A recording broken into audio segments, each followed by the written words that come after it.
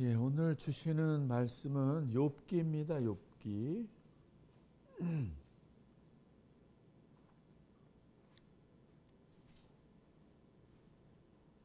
욥기 1장 13절에서 22절 말씀.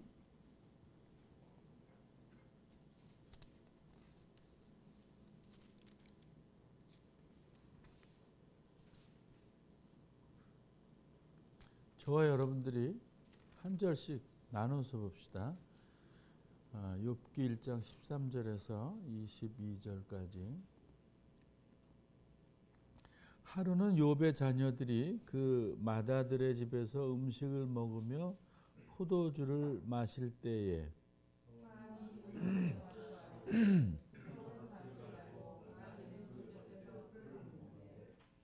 스바 사람이 갑자기 이르러 그것들을 빼앗고 칼로 종들을 죽였나이다. 나만 홀로 피하였으므로 주인께 아뢰러 왔나이다.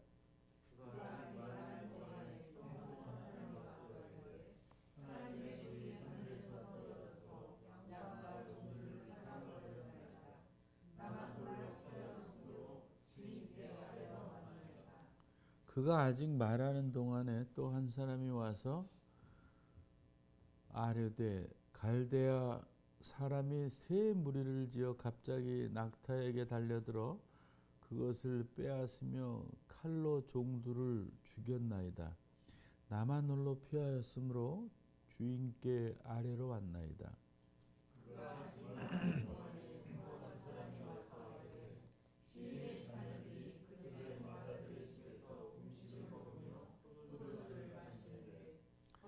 거친 들에서 큰 바람이 와서 집 내 모퉁이를 치매 그 청년들 위에 무너짐으로 그들이 죽었나이다. 나만 홀로 피하였으므로 주인께 아뢰러 왔나이다 한지라.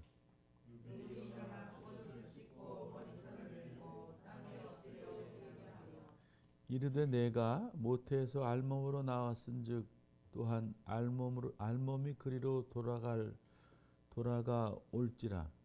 주신 이도 여호와시요 거두신 이도 여호와시오니 여호와의 이름이 찬송을 받으실 지니이다 하고 다 같이 봅니다.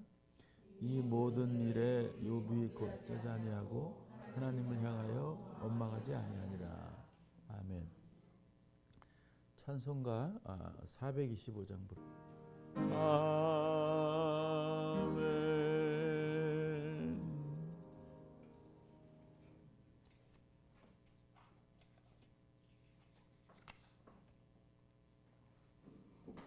예, 오늘 그 욥기 본문을 가지고 묵상하는 중에 정한 말씀의 제목입니다. 수동적인 신앙. 이렇게 보면은 별로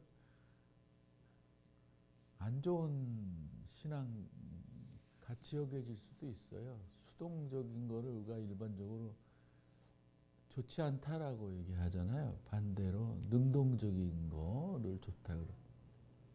수동적이다라는 거는 그 나의 뜻이나 의지가 아닌 다른 것의 힘이나 의지나 뜻으로 행동하는 거를 수동적이다 이렇게 얘기한 거니까, 그러니까 다시 말하면 내 뜻과 의지가 다 없는 그 상태에서 뭔가를 어떤 다른 힘에 의해서 하는 거를 수동적이라고 그러죠. 능동적인 건 반대죠. 그러니까 어떤 다른 힘이 전혀 없이 내 뜻과 내 의지와 내 가치관과 내 세계관과 그러니까 내 중심의 어떤 사고를 가지고 어떤 일을 적극적으로 하는 것을 능동적이다 이렇게 얘기합니다. 간단하게 말하면 수동적인 거는 내 의지가 없고 능동적인 건 내 의지가 있고 에 의해서 뭔가를 하는 거라고 볼 수 있습니다. 이 그 욥을 보면서 저는 그런 생각이 들었어요. 야, 욥은 참 그 신실한 신앙인인데 참 수동적인 신앙인이었구나라는 생각을 했습니다. 이 지금 욥이 당한 이 상황이 어떤 상황인가요? 간단하게 말해서 하늘이 무너지는 상황 아니겠어요? 뭐 그냥 울고불고할, 그냥 뭐 거의 뭐 정신줄을 놓을 상황, 뭐 요즘 말로 말하면 이렇게 자살할 상황 아니겠어요, 사실? 그 뉴스에 보면은 그 전세 사기 당한 분들, 사실 그 돈이 뭐 많지 않아요. 근데 어떤 분들에게는, 근데 그분들에게는 뭐 전 재산일 수 있는데 그걸 다 잃어버리게 생겼으니까 살 수 있는 길이 막막하다라고 이제 그 해서는 안 될 길을 택한 건데 좀 안타깝죠. 그거 보면 참 안타깝더라고. 아, 그거 돈보다 중요한데 생명이 살 수 있는 길이 있을 텐데, 이런 생각을 하게 되었는데, 욥은 뭐 전세돈 이런 거보다 뭐 엄청나잖아요. 상대가 안 되잖아요, 그죠? 잠깐 그 본문으로 돌아가 보면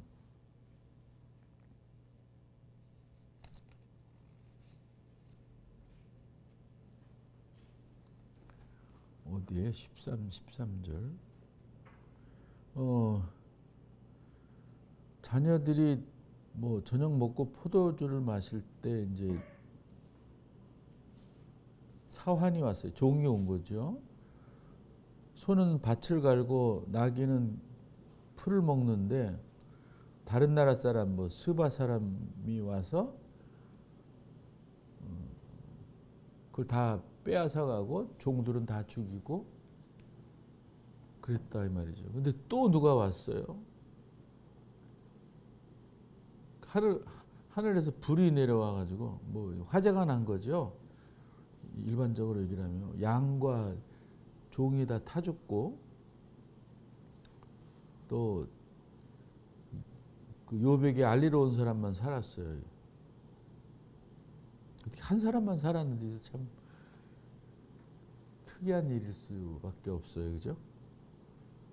그 다음에 또 갈대아 사람, 뭐 다른 나라 사람이죠. 낙타를 빼앗아 가고 또 낙타를 이렇게 보호하던 종들을 다 죽였어요. 그리고 또 자녀들이 집에서 밥 먹는데 뭐 지금으로 치면은 거친 들에서 큰 바람이 왔다. 이거는 이제 토네이도라고도 볼 수 있거든요. 이렇게 미국은 이렇게 가도 끝없는 평야. 제가 이제 살던 데다가 평야였는데 한 10시간을 갔는데도 그냥 똑같이 평평해요. 그런 그 지역에 부는 바람이 토네이도인데 그 피해가 어마어마하거든요. 그런 바람 같아요. 이걸 읽어보면 거친 들에서 큰 바람이 왔다. 그러니까 집이 이제 뭐 내 모퉁이를 쳤다. 그런 거는 이제 그 기둥이 다 무너졌다. 그러니까 폭삭했다라는 거죠, 집이. 그래서 사람이 죽었다. 자녀들이 다 죽은 거죠. 그러니까 욥은 꽤 갖고 있었는데 다 잃었어요. 그러니까 이제 원통할 일이고 원망할 일이죠. 우리는 뭐 조그마한 거 하나 갖고도 원망하고, 왜 내게, 왜 나를, 뭐 이렇게 막 얘기하는 경향이 많이 있거든요. 저부터가. 제가 이제 뭐 여러분들에게 뭐 우리끼리는 솔직히 말할 수 있는데, 제가 불안 증세가 되게 많은 사람이에요. 제가 불안감. 그건 태생적으로 그러는 것 같아요. 그런 그 불안감이 나는 뭐 이렇게 그 큰 일도 없는데 막 오는데 이 욥은 얼마나 불안하기도 하고 두렵기도 하고 무섭기도 하고 뭐 땅이 꺼지고 하늘이 무너지는 심정이겠어요. 그런데도 오늘 그 20절과 21절, 22절을 보면 참 이분은 참 신앙의 모습을 가졌구나. 오늘 설교 제목에서 보듯이 수동적인 삶을 살았고 신앙을 가졌구나. 겉옷을 찢고 머리털을 밀고 땅에 엎드려 예배하며, 이거는 이제 막 그 화가 나서 이렇게 막 분을 못 참았다라고 보시면 안 돼요. 그러니까 뭐라 그럴까요? 엎드려 예배했다라는 정황을 보면 그 겉옷을 찢고 머리털을 밀고, 이거는 그 이제 뭐라 그럴까, 회개 행위라 그럴까, 뭐 그렇게 보시는 게 더 적절할 것 같아요. 그리고서는 이제 고백하는 것이, 내가 아무것도 가진 것 없이 태어났는데 내가 아무것도 가진 것 없이 가는 게 자연순리고 당연한 거 아니냐라고 수긍합니다. 그리고 또 주시는 분도 하나님이고 가져가시는 분도 하나님이시다라는 고백을 합니다. 그리고 또 더 나아가서 하나님의 이름을 찬송하고, 또 당연히 하나님의 성호는 찬송을 받아야 된다, 받아야 마땅하다, 이렇게 얘기합니다. 그리고 22절에는 이 모든 일에, 이렇게 뭐 다 걷어가고 다 없어졌는데 모든 일에 범죄하지 아니하고 하나님을 향하여 원망하지 아니하니라. 저는 아까 제가 불안증이 남들보다 좀 심하다 그랬는데 나 되게 원망하거든요. 아, 왜 이런 마음 주셔가지고. 다른 건 다 좋은데 조그만한 어떤 걱정거리가 생기면 막 뿔려요. 남들보다 상상을 더 크게 해요. 아무것도 아는 일을 가지고. 어떤 사람들은 여러분들 중에서도 그럴 수 있겠지만 왜 그러세요? 그럼 제가 할 말이 없어요. 내가 왜 그러는지 알지를 못하는데, 내가 그렇게 생겨 먹었는데. 아마 우리 어머니의 그 유전자를 얻은 것 같아. 우리 어머니가 내 기억으로는 맨날 그냥 막 그런 그 불안한 가운데, 아무것도 불안한 것도 없는데 불안한 가운데 계속 그런 그 모습을 보이셨던 것 같아요. 그게 많은 사람들이 이 욥의 모습에 신앙생활을 하지 못하는 것 같아요. 그러니까 수동적인 신앙의 생활을 하는 것 같지가 않아요. 능동적으로 하는 것 같아요. 다시 말하면 욥은 하나님의 뜻과 섭리에 순종한 신앙이었거든요. 그러니까 그런 게 수동적인 거죠. 자기 의지로 막 이렇게 그 믿음을 이어가지 않았다라는 거죠. 믿음이라는 것은 막 내가 막 믿는다 그래서 믿고 막 내가 막 능동적으로 나의 의지를 불태우고 뜻을 불태우고 해서 믿는 게 아니거든요. 그냥 이렇게 되어지는 대로, 하나님이 이끄시는 대로 뜻에 따라서 이렇게 뭐 끌려간다 그럴까요? 좋은 의미에서 이렇게 하나님의 손을 잡고 간다. 하나님이 우리의 손을 잡고 간다. 이런 식의 그 이해가 맞는 거예요. 하나님이 손을 놓았다, 안 놓았다, 이런 개념은 잘못된 거예요. 하나님의 그 품성은 우리의 손을 놓으신 적이 없어요. 근데 우리가 지난주에도 얘기했지만 막 우리가 우리 판단으로 하나님이 우리에게 관심이 없다, 있다, 막 이런 식으로 얘기를 하는 거지. 하나님이 우리와 함께 하신다, 안 하신다. 이건 우리식의 판단이지. 하나님은 늘 우리와 함께 하시고, 하나님은 우리를 늘 잡고 계시고, 하나님은 늘 우리를 사랑하시고, 우리의 상황이 어떻든 간에 우리가 죄를 많이 짓든 죄를 안 짓고 뭐 착한 일을 많이 하든 그것과 무관하게 이 세상 안에서 우리의 사랑하는 그 신으로 하나님으로 존재하신다. 이걸 우리가 알아야 되는 거죠. 이 세상은 굉장히 그 능동적인 사람들을 좋아해요. 적극적이고 활동적인 사람. 본인도 그렇게 또 살아야 살아남는 시대이기 때문에. 근데 성서는 수동적인 신앙을 요구하고 있는 거예요. 예수님도 그렇게 사셨어요.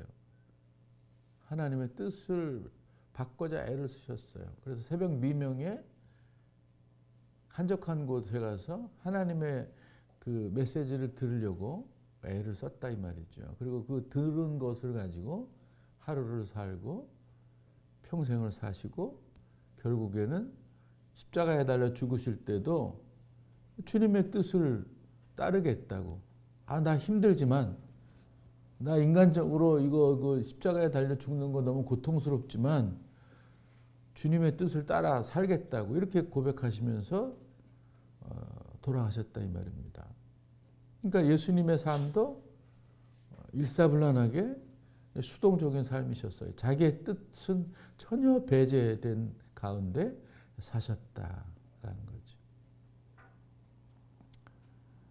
근데 이 세상은 늘 능동적인 사람을, 아주 적극적인 사람을 요구하고 있어요. 그냥 막 일하는 것처럼 일하고 뭐 그냥 이렇게 막 드러나게 막 사람들이 막 부러워할 정도의 그런 그 일을 하면서 사는 것이 미덕인 양 돼버렸다 이 말이죠. 효과적인 사람이 되려고 애를 쓰고 능동적으로 해야 훌륭한 사람이 된다라는 생각을 가지고 살고 그렇습니다. 기독교인들도 예외가 아니에요. 능동적인 사람을 선호하고 그 사람들을 칭찬하고 눈치껏 알아서 일을 척척하는 사람들이 되어야만 인정받으니까 그렇게 하려고들 상당히 뭐 신경을 곤두세우는 그런 모습인 겁니다. 말씀드린 대로 성서는 어디에도 능동적인 사람을 선호하지 않아요. 훌륭한 사람을 선호하지 않아요. 능력 있는 사람을 선호하지 않아요. 어디에도 완벽한 사람을 쓰지 않으세요. 뭐 여러분들이 잘 아는 모세, 아브라함, 뭐 다윗, 뭐 바울, 뭐 또 모든 제자들, 또 선지자들 완벽한 사람입니까? 한 명도 없어요. 뭐 신분이 천하거나 아니면은 뭐 못된 짓을 했거나 뭐 약하거나 뭐 등등 허물이 있는 사람들을 썼어요. 그게 그 기독교의 어떤 중요한 핵심적 요소의 하나예요. 그러니까 흠이 없는 사람은 기독교적으로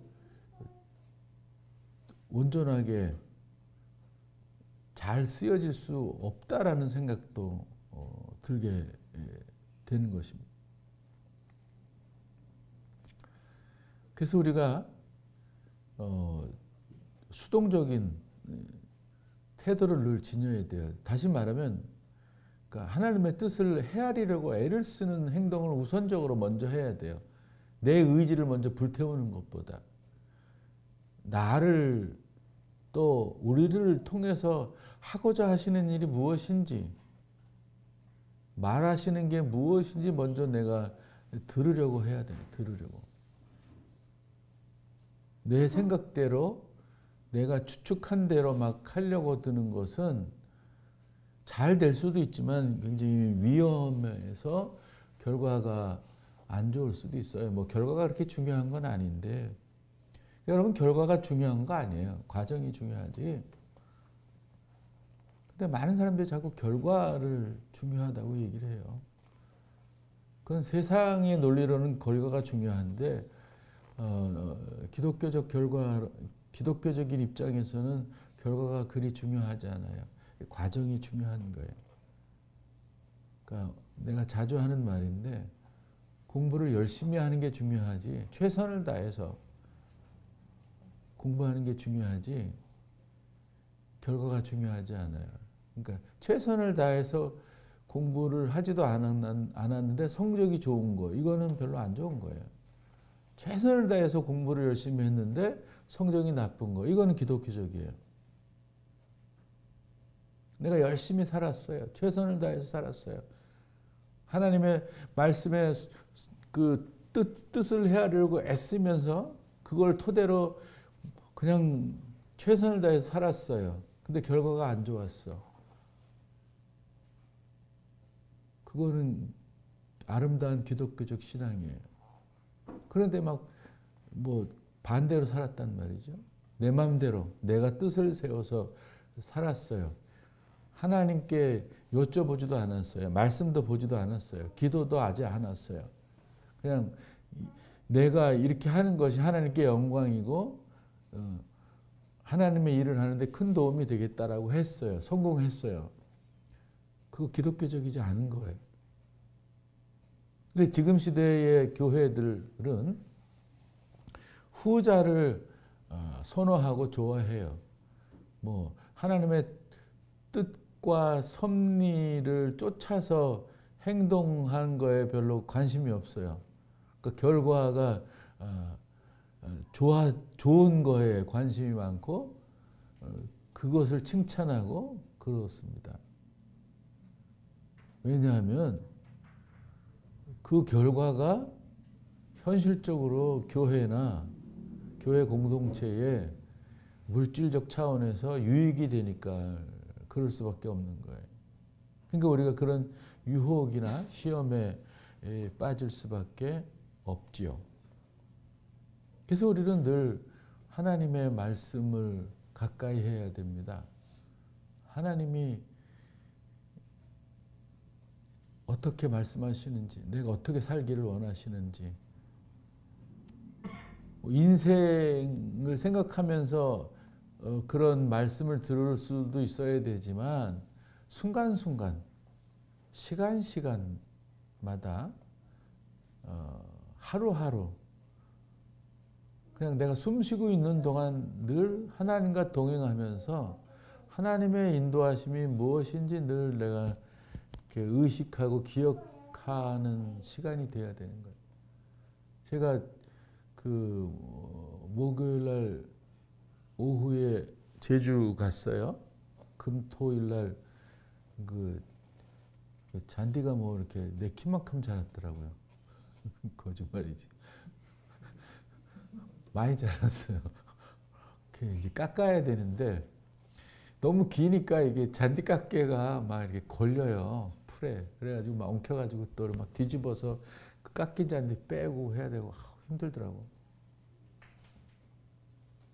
그래서 몇 시간 하니까는 이제 이 체력적으로 안 되더라고요. 그래서 금요일 날은 이제 한 3분의 2쯤 하고 3분의 1은 남겨두고 토요일 날 이제 어제 오전에 하자 그러고서는 했어요.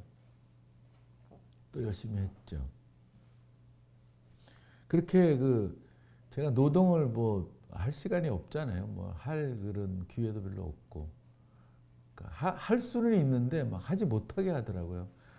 뭐 재활원이나 뭐 이렇게 뭐 그 직업재활 시설이나 또 센터에 가서 내가 뭔가 이렇게 내 눈에 띄는 게 있어서 해야 될 게 있잖아요. 뭐 예를 들면 청소 해야 될 게 있어. 뭐 떨어져 있어가지고. 그래서 내가 빗자루 들고 막 하려고 그러면은 못하게 해요. 막 우르르 몰려와가지고서는 야단 법석에 왜 그러시냐고. 난 그런 문화가 없었으면 좋겠어요. 그냥 간단한 거 그냥 내가 하면 그만인데 그게 이제 계급적 어떤 이 구조가 우리 사회에 형성되어 있기 때문에 그래요. 별거 아닌데 내가 민망한 거예요. 그래서 그 어느 순간에는 그냥 내가 그냥 가만히 놔둬야 되겠다. 너무 크게 일을 벌리는 것 같아가지고 그 얘기를 하려고 그러는 게 아니라 제가 그 잔디를 깎으면서 혼자 이렇게 그 잔디 기계를 밀면서 계속 하나님과의 그 동행하는 마음이 있었어요. 몇 시간씩. 참 좋았어요. 근데 뭐 이렇게 그 특별한 뭐 말씀을 하지 않으셨어요. 그냥 편안하게 일할 수 있도록 그렇게 인도하셨지. 하여튼 어쨌든 뭐 그런 시간들을 가져야 돼요. 뭐 일하면서도 또 내가 다른 어떤 뭐 그 책을 보면서도 내가 다른 사람을 만나면서도 지금 하나님이 나에게 어떻게 임재하시고 말씀하시고 이끄시는지 이거 늘 우리 인식을 하고 기억하고 의식하고 있어야 돼요. 우리는 이렇게 계속 그 망각하고 있는데 그 망각의 시간들을 조금 짧게 해야 될 필요가 있습니다. 그래야 우리가 성서에 나오는 인물들처럼 또 특별히 오늘 욥처럼 어떤 상황에 그 처해 있을지라도 이 부안해동하지 않고 움직임이 없이 이게 뭐 멘탈 갑 아닙니까? 욥? 이렇게 멘탈이 좋은 사람 없잖아요. 이렇게 순종하고 하나님의 뜻을 바라고 이 수동적인 그 신앙의 태도를 가졌기에 이 욥이 멘탈 갑으로 이렇게 든든히 설 수 있었던 거예요. 어떤 사람들은 욥기를 얘기를 하면서 자꾸 그 얘기만 해. 마지막에 나오는 거. 예? 전보다 잘 먹고 잘 살았더라. 그러니까 어떤 고난이 와도 잘 참고 견디고 뭐 말씀대로 살면 그런 잘 먹고 잘 사는 결과가 온다. 해피엔딩이 온다. 이렇게 얘기하는 사람들이 있는데 여러분 그 결과는 우리가 그 얘기할 게 아니에요. 만약에 욥이 이렇게 살았는데 결과가 더 안 좋아서 더 고통스러운 삶을 살았어요. 그러면 그럴 수도 있거든요. 근데 우리는 자꾸 그렇게 귀결되는 것처럼 획일적으로 얘기를 하면 안 돼요. 고난이 와서 너무 힘겹게 고난을 이겼는데 더 큰 고난이 내 앞에 기다릴 수가 있어요. 그럴 때 어떻게 하겠어요? 그럴 때도 우리가 주님의 뜻을 바라고 뜻이 무엇인지 인지하고 살려고 나아가는 사람, 그런 사람이, 그런 신앙인이 온전한 신앙인이다 라고 오늘 말씀은 깨달음을 주는 것 같습니다. 여러분, 수동적인 게 나쁜 게 아니에요. 능동적인 게 나쁜 것도 아니지만 기독교인은 수동적인 신앙생활하는 게 좋은 거예요. 다른 사람 말도 잘 들을 필요가 있죠. 참고로. 근데 많은 사람들이 그렇지 않아요. 또 어떤 사람들 이제 좀 이렇게 막 뭐랄까 이렇게 신령한 사람들을 보면 막 이 직통 계시를 받는 사람들도 있는데 그것도 굉장히 위험한 거예요. 그러니까 하나님의 뜻을 바라는 건 좋은데 직통 계시를 받아서 막 그대로 하게 되면 이단이 되고 이단에 빠지게 되고 뭐 자기뿐만이 아니라 그러니까 식구들이나 주위의 사람도 너무 고통받게 하는 결과를 초래할 수 있습니다. 참 사랑하는 성도 여러분, 이 적극적인 신앙 태도, 능동적인 신앙 태도 나쁘지 않아요. 그러나 우리가 그렇게 살기 위해서는 우선적인 게 있어요. 수동적인 신앙이 되어야 되는 거예요. 먼저 하나님의 뜻을, 하나님의 섭리를, 하나님의 의지가 무엇인지 내가 알 필요가 있어요. 또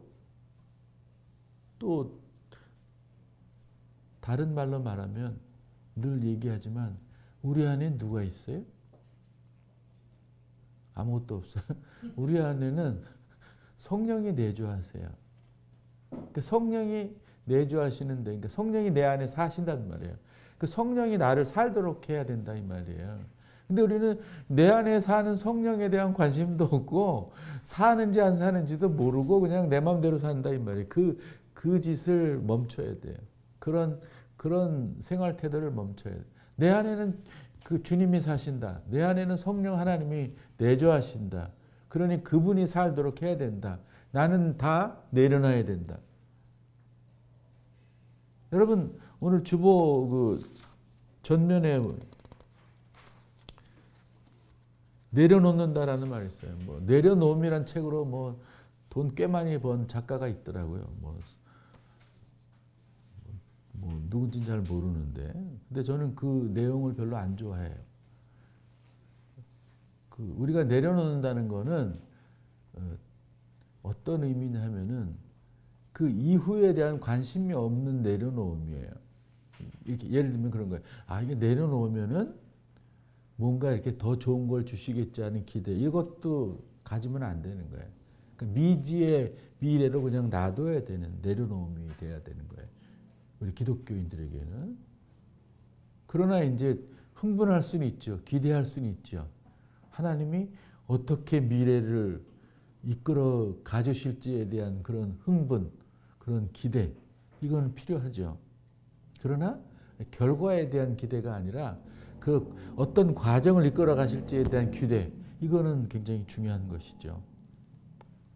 자꾸 우리가 세워놓은 나름대로의 어떤 계획이나 욕망대로 이렇게 막 능동적으로 막 이렇게 사는 거 기독교적이지 않아요. 여러분 될 대로 되라 있죠. 될 대로 되라. 그게 나쁜 말이 아니에요. 그게 굉장히 성서적이고 기독교 신앙적인 거예요. 캐세라세라.